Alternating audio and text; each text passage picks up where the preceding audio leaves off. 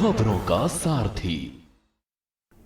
Break के बाद आप सभी का स्वागत है। हम बात कर रहे हैं रामोत्सव को लेकर, जहां पर अयोध्या नगरी में खुशी दिखाई दे रही है। हर एक व्यक्ति खुश नजर आ रहा है और अयोध्या में देखिए स्वच्छता अभियान की भी आज शुरुआत मुख्यमंत्री ने कर दी है और इसके साथ ही खुद भी उन्होंने इस अभियान में अपनी सहभागिता निभाई है और रामोत्सव को लेकर खुश नजर आ रही है अयोध्या की जनता। हमारे साथ में हमारे संवाददाता आरपी सिंह लगातार बने हुए। आरपी, रामोत्सव को लेकर हम देख पा रहे हैं कि खुशियां लोगों के मन में बनी हुई हैं। आपसे जानेंगे कि आखिर और कितनी तैयारियां हो रही है। फिलहाल आपको बता दें कि देखिए इस उत्सव को खास बनाने के लिए लगातार तैयारियां अभी भी तेजी के साथ में हो रही है। एक तरफ अस्थायी जो टेंट सिटी बनाई गई है उसमें भी तैयारियां की जा रही है, वहीं दूसरी ओर जो टेंट सिटी मेहमानों के लिए बनाई जा रही है उसको और ज्यादा तैयार किया जा रहा है ताकि जो लोग, जो विशेष मेहमान, जो वीवीआईपीस इस खास मौके पर पहुंचेंगे वो ठीक तरीके से यहां पर रह सके। और इसी बीच अयोध्या पहुंचे मुख्यमंत्री योगी आदित्यनाथ क्या कुछ कहना है वो भी आपको हम सुनाते हैं। अयोध्या नगर निगम और अयोध्या सिटी में ई बसेज एवं ई ऑटो के शुभारंभ का tourism centric mobile app Ayodhya police की आधिकारिक वेबसाइट के शुभारंभ कार्यक्रम में उपस्थित प्रदेश सरकार में मेरे वरिष्ठ सहयोगी और अयोध्या के प्रभारी मंत्री श्री सूर्य प्रताप शाही जी, परिवहन मंत्री श्री दयाशंकर सिंह जी, महापौर अयोध्या महंत श्री गिरीशपति त्रिपाठी जी, माननीय विधायक श्री वेद प्रकाश गुप्ता जी, जिला पंचायत अध्यक्ष श्रीमती रोजी सिंह जी, विधान परिषद सदस्य श्री हरिओम पांडे जी, जिलाध्यक्ष भारतीय जनता पार्टी श्री संजीव सिंह जी, प्रमुख सचिव नगर विकास श्री अमृत अभिजात जी, पुलिस और प्रशासन के हमारे सभी अधिकारीगण, आज के इस कार्यक्रम में उपस्थित सभी अयोध्या के उपस्थित बहनों और भाइयों, 22 जनवरी की तिथि भारत की श्रद्धा और आस्था को सम्मान देने की तिथि है। तब भारत के स्वाभिमान और सम्मान को पुनर्स्थापित करने की भी एक पावन तिथि है। जब सब प्रभु श्री राम 500 वर्षों के बाद अपने भव्य मंदिर में फिर से विराजमान होकर के न केवल अयोध्या धाम में बल्कि प्रदेश और देश में राम राज्य की स्थापना का जो कार्य 2014 में प्रारंभ हुआ था,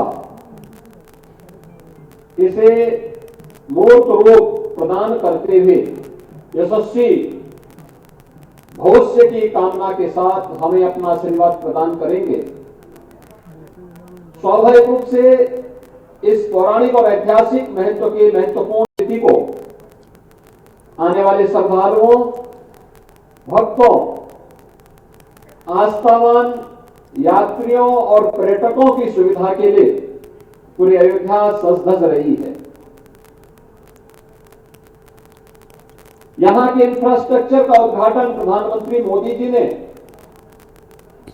30 दिसंबर 2023 को पहले किया है। क्या कोई सोचता था कि अयोध्या में 4 लेन की सड़कें होगी? आज आप अयोध्या में राम पथ, धर्म पथ, भक्ति पथ, जन्मभूमि पथ, इन सबको देखेंगे, हर कोई अभिभूत होगा। मल्टी लेवल पार्किंग,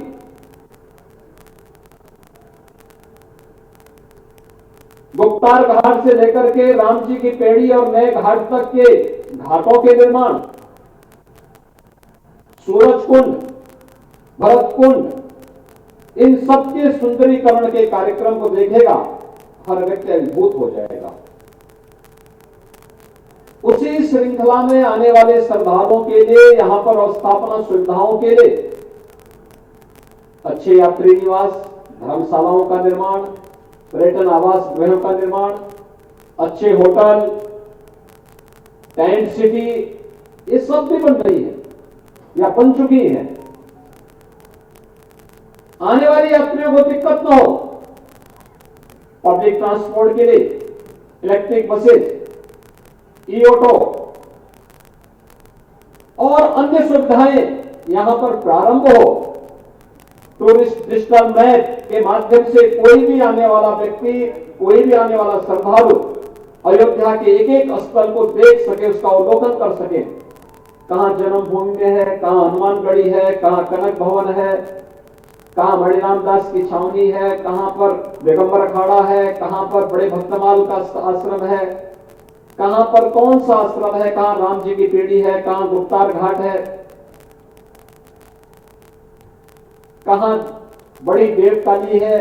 ये सभी अलग अलग स्थानों पर अवलोकन करते हुए, दर्शन करते हुए वह व्यक्ति अयोध्या को नजदीक से देख सके, निहार सके और इस पौराणिक और ऐतिहासिक हजारों वर्षों की परंपरा के प्रति श्रद्धांजलि हो सके। इस दृष्टि से इसके लॉन्चिंग के कार्यक्रम को भी यहां पर टूरिस्ट सेंट्रिक मोबाइल ऐप और अयोध्या पुलिस की आधिकारिक वेबसाइट का शुभारंभ यहां पर आज एक साथ किया जा रहा है। इस अवसर पर अयोध्या वासियों को बधाई देता हूं। मकर संक्रांति का शुभ मुहूर्त भी है और इस अवसर पर आप सबको इसकी अपनी शुभकामनाएं देते हुए आने वाले सभी श्रद्धालुजनों के लिए जो व्यवस्था बनाई जाएगी, इसके लिए उनका अभी से अग्रिम अभिनंदन करते हुए मैं आप सबका आह्वान करूंगा, अयोध्या वासियों का। हजारों वर्षों के बाद यह अवसर आता है जब प्रभु की सेवा में हमें कुछ कर गुजरने का एक अवसर प्राप्त होता है और हर एक पीढ़ी को नहीं होता है। हमारी पीढ़ी सौभाग्यशाली है इससे। 500 वर्षों के बाद जब प्रभु अपने स्वयं के भव्य मंदिर में विराजमान होंगे, देश और दुनिया अयोध्या के प्रति आतुर है। कब मौका मिलता है, कब प्रभु अपने धाम का दर्शन करने का उन्हें सौभाग्य प्रदान करता है। हम सब तो सौभाग्यशाली हैं यही रह करके और इस धाम को नजदीक से देख रहे हैं, अवलोकन कर रहे हैं। यहां पर प्रभु की कृपा हम पर सदैव बनी हुई है और इन स्थितियों में हमारी कुछ जिम्मेदारी भी बनती है और जिम्मेदारी ये कि सबसे पहले अयोध्या स्वच्छ और सुंदर दिखाई दे। सरकार का जो काम है वो सरकार अपना काम कर रही है। इंफ्रास्ट्रक्चर, सड़कों का चौड़ीकरण, railway line, double railway line से अयोध्या जुड़ चुका है। एयरपोर्ट, आप सोचिए मौसम कैसा है, अगर एयरपोर्ट नहीं होता तो मैं इतनी सुबह अयोध्या धाम में नहीं पहुंच पाता। आज अयोध्या धाम में एयरपोर्ट है तो मौसम कैसा भी होगा हम पहुंच जाएंगे, कोई समस्या नहीं। यानी ये सभी सुविधाएं अयोध्या धाम के लिए। और अब इलेक्ट्रिक बसें जिनमें कोई पॉल्यूशन भी नहीं, कोई आवाज भी नहीं, अयोध्या को चमकाएगी। उनके रूट तय हो जाएंगे, किस रूट से, किस क्षेत्र से कौन सा आएगा, कौन रेलवे स्टेशन से आएंगे और घूम करके कौन सा उसका रूट होगा, फिर रेलवे स्टेशन पे पहुंचेगी, फिर कौन एयरपोर्ट से आएगी, कौन किन किन होटल और धर्मशालाओं को कवर करेगी, कौन बस स्टेशन से आएगी, कौन टूरिस्ट टेंट सिटी से वहां पहुंचेगी। ये सभी उनके रूट तय कर देने की आवश्यकता है और उस दृष्टि से अभी ये सेवा यहां पर शुभारंभ की जा रही है। लगभग 200 इलेक्ट्रिक बसेज तात्कालिक रूप से हम लोग अयोध्या के लिए दे रहे हैं, लेकिन इसकी संख्या को बढ़ा करके 500 तक पहुंचाएंगे, जिससे अयोध्या और अयोध्या के अंदर इस प्रकार की बेहतरीन सुविधा उपलब्ध हो सके। इसमें नगर विकास भी करे, परिवहन विभाग भी करे और निजी क्षेत्र को भी इस क्षेत्र में आमंत्रित करें, वे भी इलेक्ट्रिक बसेस लेकर के, क्योंकि अयोध्या देश की पहली सोलर सिटी बनेगी। सूर्यवंश की राजधानी है, तो स्वाभाविक रूप से सोलर सिटी के रूप में भी अयोध्या को हम स्थापित कर सकें। इसके लिए हम लोगों को इस कार्यक्रम के साथ जुड़ना है। टूरिस्ट मैप के साथ भी हम अयोध्या के एक एक चीज को देख सकें, अवलोकन कर सकें, आसानी से वहां पहुंच सकें। इसके बारे में और भी अच्छे ढंग से, और ये टूरिस्ट मैप केवल हिंदी में नहीं होगी, यह इंग्लिश में भी होगा, संस्कृत में भी होगा। भारत के संविधान की 9वीं अनुसूची में जो भी 22 भाषाएं हैं, उन सब में आपको डिजिटल टूरिस्ट मैप देखने को मिलेगा। ऐसे ही यूएन की जो 9 भाषाएं हैं, उनमें भी उपलब्ध हो जाएगा। यानी आपको ये सारी चीजें उपलब्ध हो सकती हैं।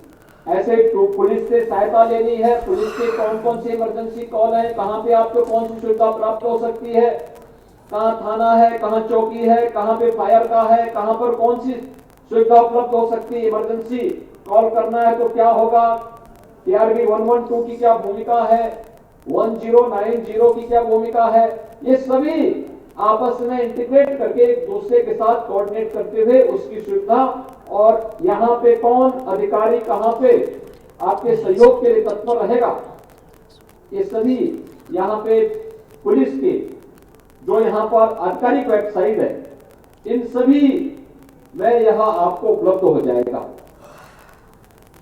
बहनों भाइयों, अयोध्या हमारी सप्तपुरियों में पहली पुरी है,